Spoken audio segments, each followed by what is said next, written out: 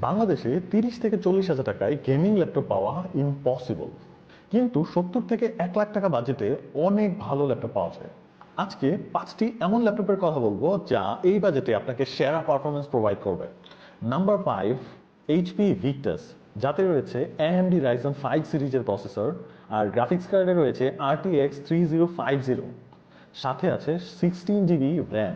Number 4, MSI Thin 15, Intel core i 5 processor রয়েছে এতে, আর এটাতে RTX 3050 গ্রাফিক্স দেওয়া আছে। ভালো হাই পারফরমেন্স এবং অনেক ক্যাপেবল একটি ল্যাপটপ।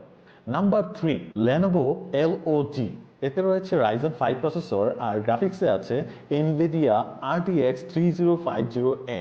এডিটিং পারফরমেন্স পাবেন অসাধারণ। Number 2, Asus TUF Gaming A15, এতে রয়েছে Ryzen 7 সিরিজের প্রসেসর আর রয়েছে RTX 2050 গ্রাফিক্স কার্ড। আর ফাইনালি নাম্বার 1, ডেল G15, এতে রয়েছে 13 সিরিজের ইন্টেল কোর i5 প্রসেসর, গ্রাফিক্সে আছে RTX 3050 গ্রাফিক্স কার্ড এবং অসাধারণ কুলিং সিস্টেম।